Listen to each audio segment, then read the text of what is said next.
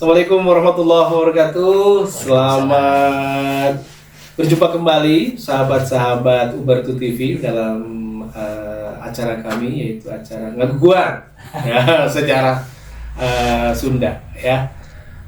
Pada episode sebelumnya kita juga sudah membahas beberapa periode kejadian-kejadian yang berlangsung di tataran Sunda ini, terutama di daerah Bandung dan sekitarnya. Dan yang terakhir itu adalah kita membahas tentang Bujangga Manik di abad sekitar 15-16 lah ya, pada waktu itu.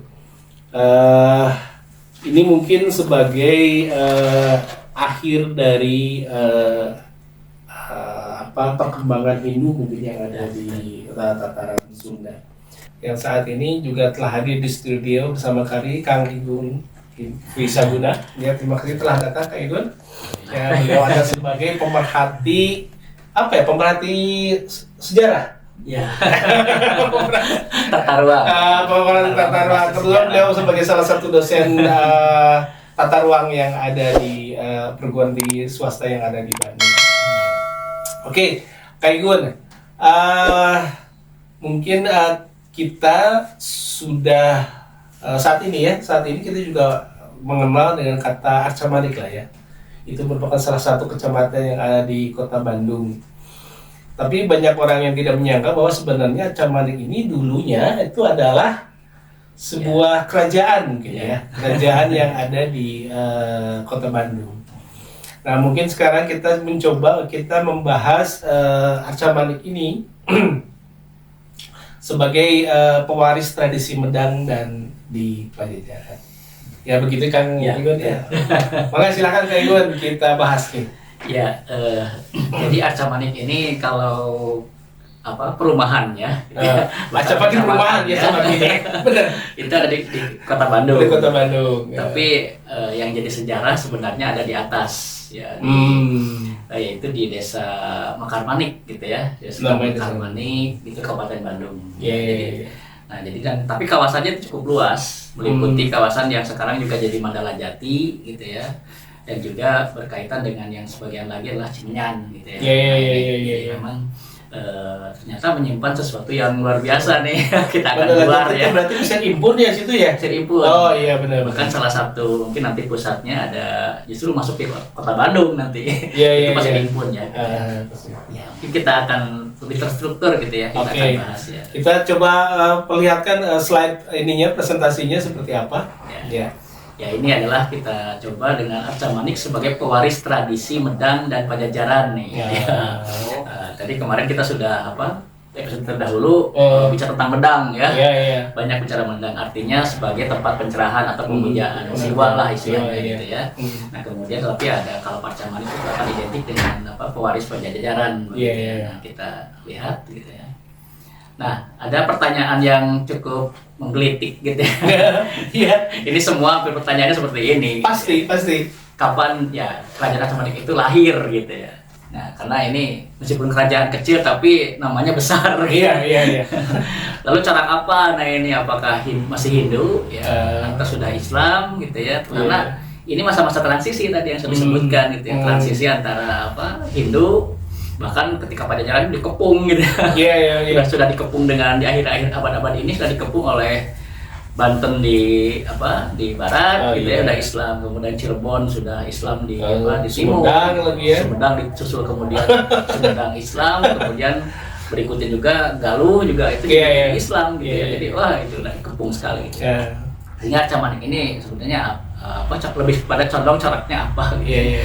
Nah, di mana lokasi kerajaannya, pusatnya gitu ya. Kita akan coba telusuri secara tata ruang gitu ya. Nah, ini kita coba bahas ya. Nah, jadi yang pertama tentu adalah kita tadi adalah Medang gitu ya.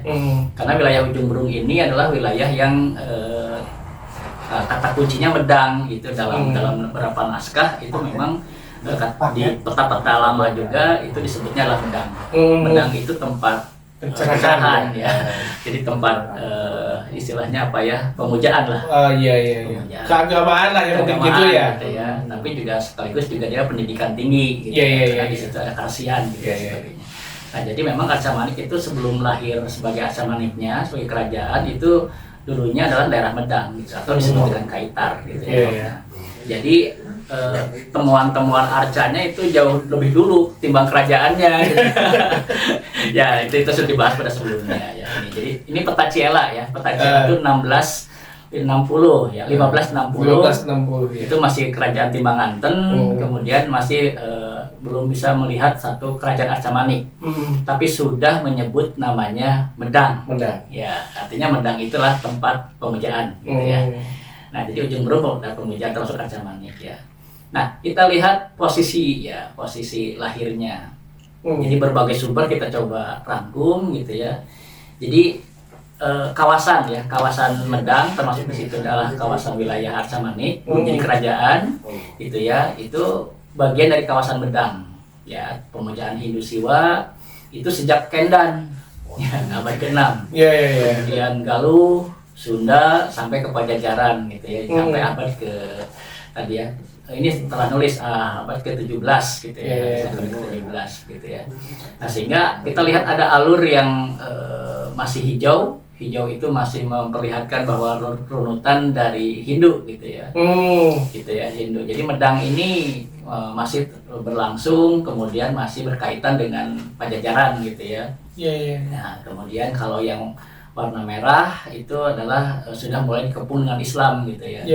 Nah, kita lihat dari abad ke-6, kemudian di zaman Pajajaran pun itu kita lihat 1530-nya itu Sumedang menjadi kerajaan Islam. Nah, di saat Pajajaran masih ada Hindu gitu. Ya, itu. Jadi perkembangannya itu bertahap ya. Bertahap, betul ya. Jadi pasca Banten Islam, kemudian Cirebon Islam, kemudian Pajajaran masih Hindu, kemudian disusul dengan Cirebon yang Sumedang yang menjadi Islam itu 1530 gitu ya. Nah, itu menjelang akhir dari satu kerajaan Pajajaran gitu ya, akhir itu. Nah, saat itu juga Timbanganten masih Hindu gitu ya. Timbanganten masih Hindu. Nah, 1579 itu kerajaan Hindu Pajajaran itu runtuh.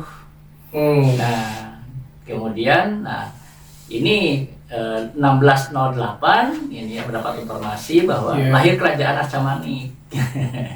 Gitu ya, Arca-Manik kemudian yang sebagai satu upaya untuk menyelamatkan beberapa peninggalan yang ada di Pajajaran. Berarti kerajaan Arca-Manik itu merupakan turunan dari runtuhnya kerajaan Hindu Pajajaran gitu ya. Jadi ketika Pajajaran itu runtuh, sebenarnya pusakanya atau mahkotanya diberikan kepada Sumedang. Kemudian sebagian lagi itu disembunyikan di Pajajaran, di Arca-Manik. Kira-kira seperti itu gitu. Sehingga, nah, di abad-abad berikutnya justru kemudian Timbangantennya sendiri yang merupakan daerah Bandung gitu ya, itu jadi Islam gitu. Jadi memang ini boleh dibilang memang seperti kerajaan Hindu terakhir gitu ya. Gitu ya, yang ada tepatnya di wilayah Ujung Berung gitu ya. Ujung Berung lama gitu ya. Nah, ini kita bahas. Nah, justru yang harus kita gali sekarang, mengapa wilayah Arca-Manik ini dipilih sebagai lokasi penyembunyikan pusaka-pusaka atau peninggalan-peninggalan Pajajaran. Itu yang harus kita kenapa yang dipilihnya ini gitu ya. Ya gitu ya. Jadi ya kalau kita bahas ternyata ya tadi yang pertama adalah pasti alasan yang paling kuat adalah Arca-Manik sebagai kawasannya Medang gitu. Medang itu kan tempat pemujaan gitu ya. Pemujaan, jadi basisnya masih Hindu gitu. Nah, dia meneruskan tradisi leluhur Sunda dan ini yang paling penting. Jadi persentuhan antara Pajajaran dengan Arca-Manik itu ada artefaknya. Secara fisik ada artefaknya. Jadi memang hubungan kuat antara Arca-Manik itu bukan hanya dengan purba dulu, kemudian bukan hanya dengan dengan Kendan gitu ya. Itu kan ada temuan-temuan yang tepatnya patung Siwa Durga itu kan hubungannya dengan Kendan gitu ya. Kemudian di sekitarnya juga ada banyak temuan-temuan punden dan sebagainya, itu juga banyak purba gitu ya. Nah, ada persentuhan dengan zaman Pajajaran. Nah, jadi membuktikan bahwa Arca-Manik sendiri punya hubungan erat dengan Pajajaran. Makanya ya tadi secara logis bahwa Pajajaran ketika runtuh sebagian itu ke Sumedangkan, sebagian lagi ke Di Acamanikan gitu, karena sudah punya hubungan yang sebelumnya gitu ya. Nah, terbukti dari ini. Nah, ini keterangan dari Jung Hoon. Nah, Jung Hoon ini menulis dengan baik gitu ya, mencatat dengan baik hubungan antara tadi artefak-artefak yang bisa membuktikan bahwa letak hubungan antara Pajajaran dengan Acamanik gitu. Nah, ini ya, jadi bisa kita lihat di sini ada Jung Hoon selalu menulis, nah ini ya, mencatat dengan baik itu ada sepatu patung yang bukan tradisi Hindu. Ya. Ada satu patung yang bukan tradisi Hindu. Jadi di Acamanik ini ada patung-patung yang bukan tradisi Hindu, tetapi dia adalah sangat lekat dengan atau mirip sekali dengan patung-patung yang ada di tadi Pajajaran di Bogor. Yang ditemukan di Bogor. Jadi, nah, kita tahu bahwa itulah patung Purwakali. Patung Purwakali ini adalah patung yang disebut dengan Polinesia atau istilahnya tradisi Pajajaran, betul-betul khas tradisi Pajajaran. Ya, jadi ini betul-betul memang berbeda bentuknya ya. Bentuknya beda. Lebih ke tradisi purba yang jadi lebih yang asli orang-orang Sunda itu lebih lekat dengan Pajajaran dan Galuh ya. Nah, ketika patungnya seperti Purwakali lah. Jadi bukan seperti orang Hindu di Jawa, bukan. Yang ada siwa yang begitu mungkin bukan. Yang Nesa mungkin itu ya, bukan ya. Kan justru khasnya itu Purwakali ya, Purwakali. Nah, ini. Nah, ini tersebut di dalam literasi Jung Hoon gitu. Sehingga ada hubungan erat antara sebetulnya tradisi Pajajaran dengan tradisinya di yang temuan-temuan yang ada di Acamanik gitu ya. Nah, ini Jung Hoon yang menyebutnya. Nah, ini ya, jadi bentuknya, maka fotonya adalah foto yang ada bukan di Acamanik, tapi di Bogor ya. Di Bogor gitu ya. Karena Jung Hoon menyebutnya yang seperti yang di Bogor gitu. Ya itu ya. Jadi ini satu adalah arca gitu ya, arca Purwakali gitu ya. Lalu ada batu tapak. Nah, ini batu tapak. Lagi-lagi Jung Hoon menyebutnya batu tapak yang ada seperti di Bogor gitu. Gitu. Ya, itu jelas gitu.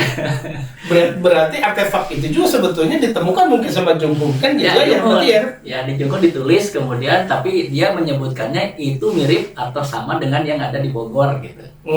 Artinya betul persentuhan antara Acamanik dengan Pajajaran ini kuat gitu ya.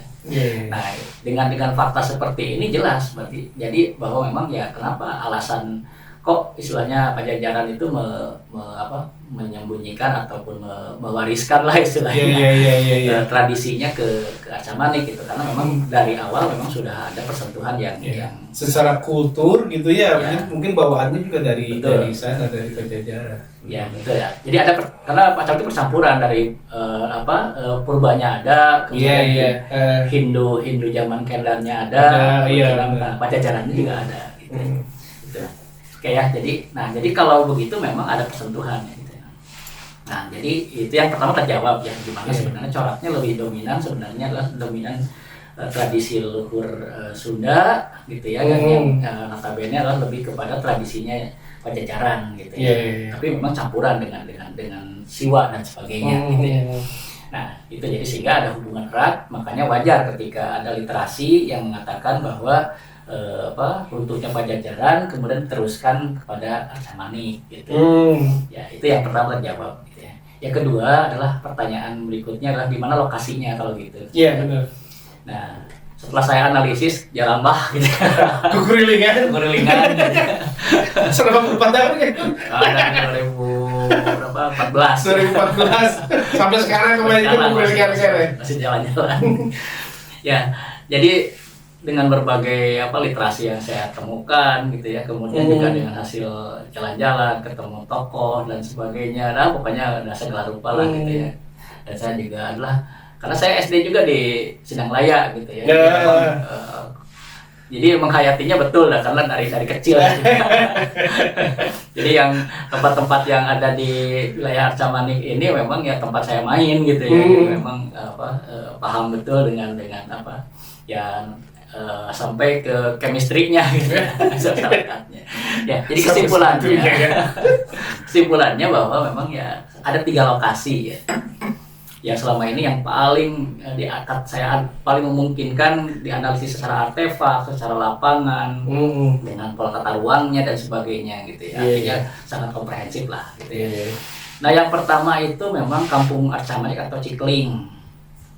Ya, Kampung Arca Manik atau Cikling yang memang setelah di penelusuran analisis yang lebih lama adalah saya menyimpulkan bahwa di Cikling itu lebih kepada satu keraton sederhana atau tempat keluarga raja dan mungkin raja gitu ya, tapi dalam bentuk yang karena kerajaan kecil maka lebih sederhana gitu ya. Berbeda dengan kerajaan-kerajaan. Bukan, tapi jangan membayangkan bahwa ini kerajaan Barbie gitu. Keratonnya jangan dibayangkan sebagai keraton Barbie gitu. Seperti di film Barbie maksudnya. Apalagi warnanya pink ya jangan. Ya. Nah, jadi saya simpulkan seperti itu karena memang saya sudah menelusuri sampai kepada mana gerbangnya, mana tangganya, mana huniannya dan sebagainya gitu ya. Jadi Cikling yang pertama. Ciklingnya. Jadi peta lamanya masih menyebut Cikling. Cikling. Tetapi zona Cikling ini terbagi 2. Ada zona yang istilahnya lebih kepada keraton sederhana gitu ya, keluarga gitu ya. Dan rajanya, kemudian tempat tinggalnya lah ya gitu ya. Bukan tempat khusus ya. Jadi tempat pemerintahan secara jadi keluarga ya. Itu kemudian ada di atasnya itu Karsian. Jadi memang maka artefaknya tidak terlalu megah karena memang sudah bercampur pada zona Karsian, sebagaimana Mendang, sehingga altar dan sebagainya itu ada di zona Karsian. Nah, kita sudah mencari dengan artefaknya Junghun dan sebagainya, kita juga di lapangan sudah menemukan banyak gitu ya. Nah, jadi kesimpulannya memang Kampung Arca Manik sekarang ini dan dulunya disebut Cikling adalah saya mengidentifikasi sebagai itu keratonnya. Ya, keratonnya dengan bentuk yang sangat-sangat sederhana gitu ya. Atau mungkin memang sudah tidak ini kali ya, bentuknya sudah karena zonanya tidak Karsian. Dan juga orang Sunda itu tidak megah. Sederhana lah gitu ya. Semakin dia menyatu dengan alam, dia semakin jadi orang Sunda. sehingga tidak akan melihat sebuah peradaban fisik yang megah gitu ya. Karena memang semakin tidak terlihat itu semakin bagus gitu ya. Nah, itu ya. Jadi pertama itu yang nanti kita akan lihat fakta-faktanya. Kedua, itu adalah Cisangarung. Nah, dari tata ruangnya ini luar biasa. Jadi ada air terjun, kemudian yang paling penting adalah selalu ditingkar oleh air. Jadi ada sumber air yang memang membentuk satu sistem benteng sebagai air ya, benteng alam ya. Bisa. Kemudian selalu ada di tengah-tengahnya ada bukit ya, disebut dengan Ngalingga Manik. Nah, itu sama terjadi di Kampung Arca Manik gitu ya, Kampung Arca Manik. Kemudian di ini juga sama. Nah, sehingga di tengah-tengahnya itu adalah sesuatu yang dianggap menjadi sentral yang pentingnya gitu ya. Nah, ini sama nanti di tempat ini adalah menjadi tempat yang juga sangat memungkinkan secara tata ruang adalah tempat istana rajanya. Kenapa? Karena Sangarung itu sendiri artinya adalah tempat raja. Jadi toponominya memang jadi toponomi Cisangarung ini adalah tangga kekuasaan atau kebijaksanaan atau istana raja. Ini antara Kampung Arca Manik Cikling itu dengan Cisangarung berbeda lokasinya? Lokasinya berbeda. Kira-kira kurang dari 1 kilo lah. Oh iya, masih berdekatan lah ya. Nah, kemudian Sekek Kondang. Nah, Sekek Kondang ini lebih kepada lokasi yang karena topografinya lebih datar dan itu kemudian lebih dekat dengan akses regional, maka lebih tepat sebagai pemerintahan umum dan padepokan seni nantinya gitu ya. Akses jalan maksudnya itu? Akses jalan ya, karena memang jalan regionalnya kan yang sekarang Nasution sekarang. Iya. Nah, ini posisinya Sekek Kondang itu di Pasir Impun. Oh, itu tuh? Pasir Impun, ya, masih Kota Bandung ini. Memang berupa lapangan? kita lihat ininya, lapangannya ada. Benar. Lapangannya ada. Jadi ada 3 tempat ini yang menurut saya adalah bisa mengkonstruksi kerajaan Arca Manik secara fungsional. Jadi ada yang kerajaan lebih sakralnya gitu ya, lebih sakralnya di Arca Manik gitu ya. Bagaimana bentuk tata ruang dari kerajaan kecil Arca Manik ini kan gitu ya gambarannya ya. Nah, yang pertama kita akan bahas Cikeling ya. Nah, jadi bukti dari peta abad ke-17 kita melihat ada 2 tulisan tuh. Jauh Jumrung. Nah, tapi yang kita lingkari kan yang warna oranye. Iya, oke. Ada Cikeling, ini terbalik petanya jadi selatan ya. Nah, Cikeling. Nah, ini Cikeling. Kelihatan Cikeling berarti bentuknya sudah seperti kampung ya, seperti kampung. Kemudian di selatannya gitu ya, atau di atasnya itu ada yang ditanda tanya itu. Tapi tidak ada tulisannya ya? Tidak tulisannya. Nah, setelah saya superimposkan dengan berbagai fakta, itu tadi yang mengarah kepada yang namanya Seke Kondang. Seke Kondang. Jadi yang di bawah ada atau yang atas ya di selatan, atau yang di atasnya itu terus Seke Kondang, pusat pemerintahan umum dan padepokan seni. Yang di atas Cikeling adalah pusat kerasiannya ya, jadi kerasian. Jadi ada keraton yang sifatnya tadi sakral, plus atau keraton sederhana lah sebenarnya, sederhana dengan sakral, tapi juga berbasisnya adalah kerasian. Tapi Cisanggarungnya nggak kelihatan ya? Cisanggarungnya nggak kelihatan. Tidak teridentifikasi. Mungkin bukan pusat, dia hanya hunian. Tempat hunian bagian saja. Menurut lama naonnya nanti komplek. Pilar Raja. Gitu ya. Apa yang buat wali kota teh disebutnya? Rumah dinas lah gitu ya. Makanya nggak ditulisin di situ. Kalau presiden mana apa nyebutnya apa? Istana Negara. Istana Negara Bogor gitu kan, tidak di itu ya, kayak gitu kira-kira. Ya, nah jadi itu fakta. Nah ini yang kemudian kita melihat satu lapangan ini yang sekarang menjadi yang namanya adalah masih di Kota Bandung ya, ini masih impun adalah Komplek Bandung City View. Oh, itu. Nah, jadi Bandung City View itu adalah merupakan peninggalan suatu tempat. Ya, itu area situs berarti sebetulnya situs. Situs. Jadi memang di situ saya sudah telusuri dari jauh gitu ya, dari sudah lama lah. 2015. Nah, saya mencari-cari itu masih punya foto terkait dengan masih ada benteng-benteng sisa itu. Ya, jadi dari batu itu ya? Batu ya. Jadi yang saya kotakin merah itu. Itu di situ. Nah, ya, itu jadi ketika saya survei merencanakan 2006 malah. 2006 itu saya survei merencanakan EDTR waktu itu, kemudian saya survei ke sana masih menemukan sisa-sisa fondasi gitu ya. Nah, itu disebut oleh masyarakat sebagai sisa dari peninggalan padepokan. Jadi padepokan Arca Manik di sini gitu ya. Nah, dari mana sumbernya? Salah satunya sumber dari masyarakat, yang kedua adalah bersumber dari kajian-kajian terdahulu begitu ya. Nah, sudah ada ya orang yang melakukan kajian ini. Tim Ujung Galuh ya. Tim Ujung Galuh ini sudah melakukan banyak penelitian terkait dengan lokasi Seke Kondang gitu ya. Iya. Nah, saya lebih jauh lagi sebagai tata ruang itu, kalau itu jadi tidak secara harus dibuktikan lah istilahnya. Salah satunya harus ada sumber air. Iya, betul. Jadi kalau satu hunian besar atau apalagi pasti ada sumber air yang besar. Iya, betul. Dan luar biasanya seperti itu yang di foto saya di samping. Itu kalau di petanya itu lokasi sebelah mana? Di ujung itu ada tulisan itunya. Yang ada warna hijaunya.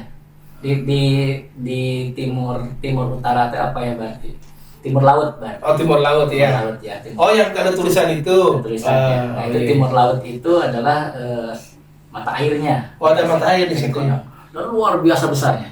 Sampai sekarang masih luar biasa besar. Ya, jadi memang ya tadi ya. Terus secara topografi juga harus dianalisis ya, karena biasanya tempat ini tidak sembarang gitu ya. Harus disebut dengan harus nirmalaning lemah. Nirmalaning lemah itu ada yang harus miring ke kiri, miring ke kanan, miring ke selatan dan sebagainya. Dianalisis lah. Jadi kesimpulannya memang ini adalah diyakini dengan berbagai faktor paling memungkinkan adalah sebagai satu lokasi tadi kerajaan secara umum. Ya, tapi bukan lokasi secara tadi sakral ya. Iya. Nah itu. Nah ini yang telusuran tim Ujung Galuh itu ya mengidentifikasi literasi bahwa lahir pada 1608. Jadi disebutkan lahir 1608 sebagai sesuatu pewaris dari Pajajaran katanya. Gitu ya. Kemudian tahun 1615 itu membangun padepokan. Oh, di situ ya teh. Membangun padepokan. Jadi lebih tepatnya karena mungkin lebih tepat ke jalan raya ya, dekat ke jalan Nasution atau cikal bakal menjadi jalan apa ya? Jalan harus topak. Bukan ya. Zaman dulu mah disebut dengan jalan raya pos. Oh iya benar, jalan raya pos. Jauh sebelum jadi raya pos lah istilahnya. Jauh sebelum jadi raya pos itu sudah ada. Nah, jalan tersebut kemudian ini kan lewat Pasir Impun ya di bawah. Nah, kemudian itu jadi cukup ramai. Jadi ini adalah lokasi yang kemungkinan adalah paling memungkinkan sebagai administrasi umum gitu. Berarti jalan Pasir Impun sebetulnya dulu juga sudah ada. Gitu, sudah ada. Bahkan dari purba kan ramai dengan apa? Iya. Temuan. Jadi memang udah ramai dengan zaman purba aja udah ramai gitu ya. Ramai dengan huniannya. Iya. Kemudian di klasik juga banyak tadi ya tempat-tempat dianggap suci seperti Cigeringsing, Patamon itu kan daerah-daerah masih dekat dengan Sekekondang gitu ya. Itu masih daerah pemujaan juga gitu ya. Nah, sehingga di zaman-zaman abad-abad ini kan sudah zaman mulai Timbanganten sudah memperluas gitu ya sudah. Nah, sehingga sangat dimungkinkan ini berkembang dari awalnya situs, awalnya pemujaan, kemudian berkembanglah menjadi tempat karawitan dan juga organisasi wilayah gitu. Nah, jadi pewaris dari Pajajaran gitu ya. 1616 disebutkan bahwa tadi ya para putri-putrinya itu para pembesar-pembesarnya gitu ya.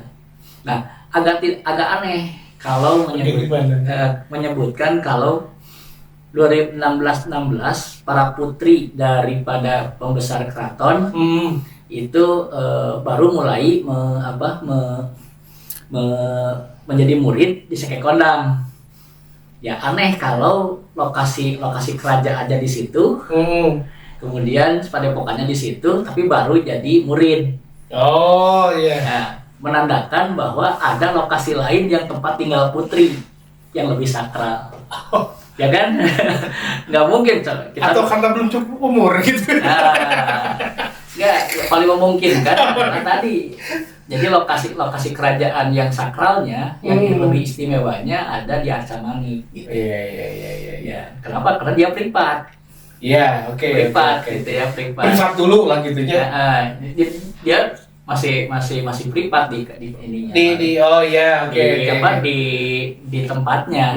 Baru 2016 itu dia 1616 baru dia turun gunung gitu. Gitu. Iya. Ya kan gitu ya. Artinya tidak langsung kan. Iya. Tidak langsung menjadi murid gitu ya. Bahkan lebih ini lagi baru 1633 itu baru yang keluarga lebih tingginya lagi turun jadi murid gitu. Kalau istilah sekarang homeschooling dulu lah gitu ya. Gitu ya. Artinya awalnya tidak dianggap istimewa. Iya. Berarti tidak lebih istimewa dari Arca-Manik. Iya. Gitu ya. Jadi Sekekondang ini dianggap tidak atau lebih publik daripada posisi Arca-Manik gitu. Iya. Jadi posisi Arca-Manik adalah lebih sakral dibandingkan dengan Sekekondang gitu kira-kira. Iya. Nah, dari informasi tim Ujung Galuh sendiri sudah bisa mengindikasi bahwa betul bahwa tadi adalah wilayah Cikeling itu keraton yang lebih spesifik gitu ya, lebih privat gitu ya. Yeah. Privat. Sementara ini adalah mungkin satu pusat tapi publik gitu. Ya, dibuktikan dengan dia menyebut bahwa padepokan itu kan pasti dengan publik gitu.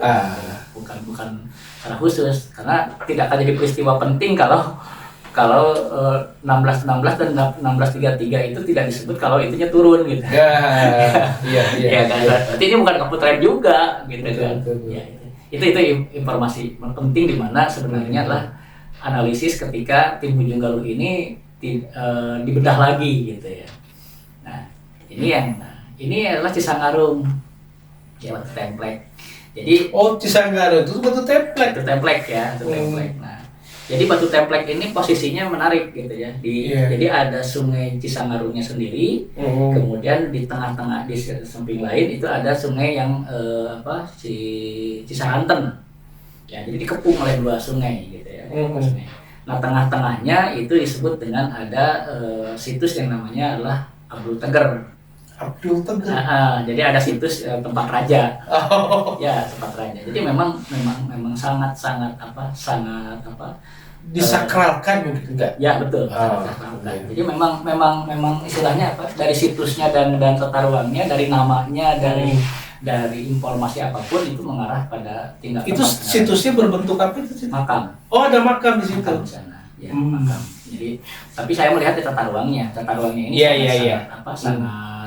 sangat memungkinkan. Kedua, toponomi Cisangarung itu sendiri adalah tempat tinggal raja. Jadi memang cocok lah gitu. Iya. Apalagi dengan adanya dua sungai itu, si keamanan segala macam itu kan ya. Pertahanan yang cukup bagus gitu ya. Nah, ini yang kemudian Acamanik tadi ya. Jadi tidak semata-mata pemerintah Kabupaten Bandung meletakkan papan reklamenya di bawah sekitaran sekarang desa ya, desa, kantor desa. Nah, saya sangat meyakini dengan tata ruangnya, dengan analisis dan sebagainya, itu yang jadi kantor desa sekarang adalah justru dulu adalah keraton. Oh, di situ deh. Sangat. Justru itu keratonnya. Keraton yang tadi yang sebutin keraton pribadi. Tapi sekarang sudah hilang gitu ya. Sekarang sudah menjadi kantor desa dan SD ya di sana. Iya, benar ya, SD benar. Nah, sebelum jadi kantor desa dan SD itu adalah tempat hunian dipakai untuk hunian Belanda. Oh, di situ tuh ya? Dan Belanda. Oh. Bahkan benteng-bentengnya sudah direvitalisasi. Dan saya mengkonstruksi masih ada. Masih ada. Jadi benteng-benteng Belandanya masih ada. Itu yang tingginya masih ada yang sampai 6 meter. 6 meter ya. Tapi secara tata ruang ini sangat kalau dihubungkan dengan sumber air, kemudian tadi adalah dengan punden, dengan bermacam-macam, dengan artefak yang ditemukan, itu memang sangat mengarah kepada lokasi yang sekarang di balai desa dan juga lokasi yang jadi SD sekarang adalah keratonnya gitu ya. Oh iya. Gitu ya. Dan ini informasinya tepat sekali di situ. Pas ada itu lagi papan itu ya. Betul. Tepat sekali ya. Nah, ini salah satu bukti sahih gitu ya. Informasinya itu menyerupai satu struktur yang pertahanan gitu ya. Fondasi yang ditinggikan atau memang tinggi berbukit sehingga posisinya memang jadi ngalinggamanik posisinya. Ngalinggamanik. Kemudian yang paling penting adalah di puncaknya itu adalah banyak batu-batu yang terstruktur. Buatan manusia lah gitu ya. Gitu ya. Bukan buatan ya, meskipun bentuknya tadi lebih sederhana gitu. Kalau orang Sunda mah tidak akan mewah gitu ya, lebih adaptif dengan alam. Tapi ini memberi bukti kuat ya, tadi sumber air terjun, kemudian punden ngalinggamanik, kemudian adanya macam-macam lah gitu ya. Ada papan informasi di situ dan sebagainya, itu udah sangat meyakinkan kita semua dari sisi analisis adalah situ keratonnya. Ya, nah ini ya. Nah, ini sumber air ya, air terjun. Jadi kalau keraton itu ya pasti sumber air gitu ya paling. Satu yang istimewa pasti air. Dan ini luar biasa gitu ya. Air. Oh, ada situ juga situ ya? Ya. Kolam yang bisa airnya ada, kemudian air terjunnya ada. Jadi, penampungannya juga ada, berarti gitu ya. Luar biasa kan. Dan strukturnya memang pertahanannya kuat gitu ya. Nah, dan paling penting ini juga tidak jauh dari kerasiannya. Jadi ini Jumun menemukan ini. Jadi banyak sebetulnya tadi ya, ketika di literasi di internet gitu ya, itu banyak yang ketika membahas Acamanik itu salah fotonya. Oh, salah fotonya. Yang itu gimana? Bukan yang ini. Bukan yang bagaimana di media internet, bukan. Nah, yang benar yang ini. Gitu. Mereka mau kelihatannya apa? Foto yang mana? Ini dari Junghun. Bukan yang ini, maksudnya yang lain. Mirip Oh, mirip. ya, mirip dengan ini tetapi bukan. Nah, jadi yang benar yang dicatat betul oleh Jumun dan juga oleh Isodore dan juga Van Perbek gitu ya. Jadi tiga narasumber yang paling mengklarifikasi, terutama foto-fotonya Isodore. Nah, karena Isodore itu sendiri dengan tegas menyebutkan inilah foto-foto arca-arca yang ditulis oleh Junghoon gitu. Oh gitu ya, secara tegas gitu ya. Jadi ini fotonya gitu ya. Nah ini jadi kalau yang lain itu mirip begini tapi bukan. Ada perbedaan betul. Ada perbedaan. Ya, kalau diamati disandingkan fotonya itu jelas berbeda. Mirip ya. Tapi serupa tapi tak sama. Ini jadi yang ini kan yang literasi paling sahih gitu ya. Jadi sumbernya Isodore. Ya, Isodore yang itu memperjelas temuan Junghoon gitu ya. Nah, jadi ini juga adalah koleksi Van Perbek gitu ya. Ini jadi Cikling itu ini. Nah, ini yang di lapangan. Itu teh apanya itu teh? Linggam ya. Linggam itu tempat pemujaan, jadi air dikucurkan gitu ya. Jadi air sucinya dikucurkan kemudian itu. Nah, ini ya. Jadi itu tuh tempat datar itu untuk air. Untuk penyimpanan air gitu. Air kemudian nanti dikucurkan, nanti ngalirnya ke ujung yang itu. Oh, yang sebelah sini. Itu teh ini ya legoknya berarti ya. Oh iya oke. Nah, ini tradisi ini mirip dengan kalau kita bikin kolam di arsitektur atau di mana kita bikin pesan kolam pasti suka dikasih air mancur yang bulat dan ini yang berundak itu kan. Betul. Nah, ini gitu ya. Jadi inilah tradisi Hindu. Ya, tradisi Hindu, terutama Siwa ya. Jadi ini Siwa. Jadi memang ya tradisi Hindu, dan makanya kalau masih berlangsung di tradisi membuat kolam. Iya. Jadi kalau kita membuat kolam-kolam ini aman, dari batu ini? Batu ya. Nah, ini masih ada. Ini artefak masih ada. Iya. Masih ada gitu ya. Nah, jadi kalau kita simpulkan nih bahwa yang pertama adalah Kerajaan Kecil Arca-Manik ini berdiri pada tahun 1608. Ya. Nah, menjadi penerus tradisi Medang. Ya, kalau Medangnya sendiri kan dari abad ke-6. Ya. Kemudian yang paling penting juga meneruskan tradisi Pajajaran. Karena tadi banyak persentuhan-persentuhan yang dengan tradisi Pajajaran. Salah satunya lah Purwakali tadi ya. Purwakali dan juga tadi batu tapak ya. Yang seperti batu tulis ya. Yang ada di Bogor itu ya. Dan itu jelas ditulis oleh Junghoon, ditulisnya sebagai sesuatu yang sebagaimana di Bogor.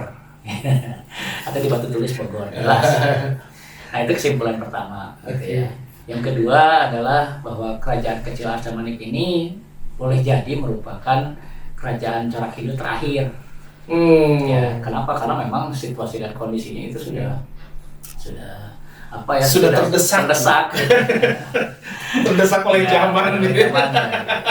Di periode transformasi kekuasaan Hindu Islam ya, tata priangan. Jadi memang sudah transisi lah. Iya. Dan satu-satunya masih hutan belantara waktu itu. Oh iya, betul. Sehingga ya kalau tempat yang lain kan mungkin ada hutannya, tetapi mungkin tidak punya tradisi. Benar. Nah, ini kan hutannya ada, tradisinya ada, ya udah simpan di situ gitu ya. Dilanjutkan di Arca-Manik ya. Itu yang kedua. Yang berikutnya adalah pusat kerajaan Arca-Manik ini teridentifikasi di 3 lokasi. Ya.